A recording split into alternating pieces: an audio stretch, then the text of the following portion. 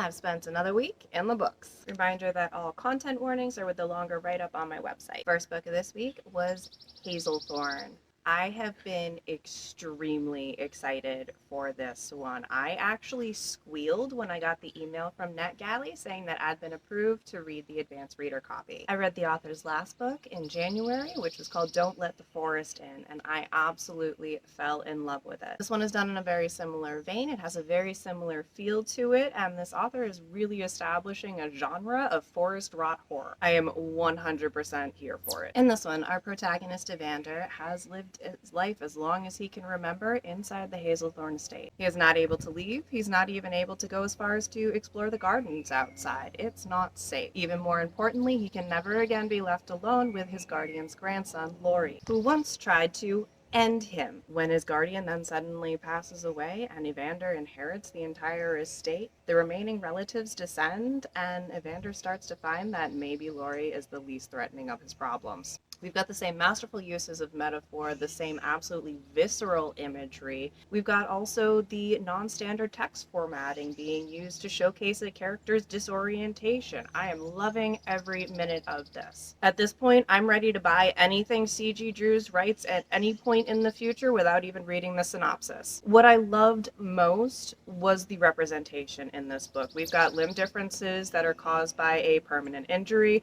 but even more personally relatable to myself is the autistic representation. Both myself and my daughter do have autism, and in this book we're seeing things like stimming, like pica, sensory issues, selective mutism. The list just keeps going on. These are things that I am rarely seeing accurately represented in fiction, let alone not to this degree. Another element of the autistic experience that I saw captured here that is very rarely tackled, let alone well done, is the absolute rage that can arise from having your personal agency taken from you for your own good, when you really know that means somebody else's convenience. I was reading passages about this exact feeling while headlines were popping up about RFK's speech. I needed this book exactly when I was reading it, and I know a lot of other people need this book too. It will be coming out on October 28th.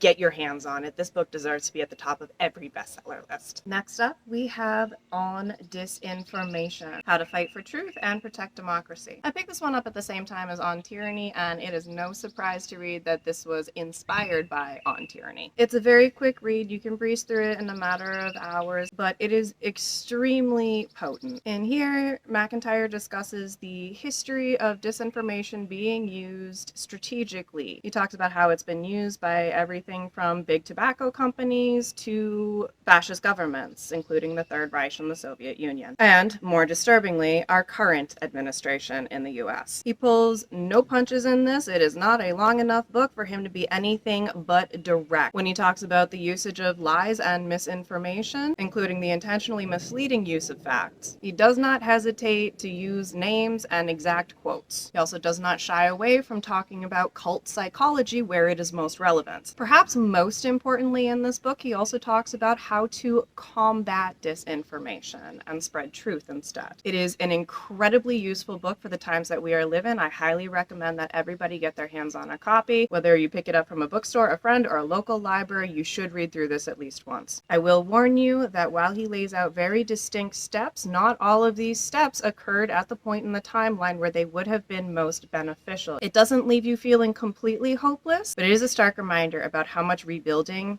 is going to need to be done already. I have just started the advanced reader copy of The Enchanted Isle, so I will be talking about that one next week. As always, there is a longer write-up of all of this available on my website at writing.hallidaynelson.com. I want to know what you're reading too. No matter how tall my TBR pile gets, I'm going to let it keep growing. So I want to know what you're having fun with so I can add it to that pile. Especially because Indie Bookstore Day is coming up this Saturday, April 26th. And I'm going shopping. I hope you will also be supporting your favorite indie bookstore.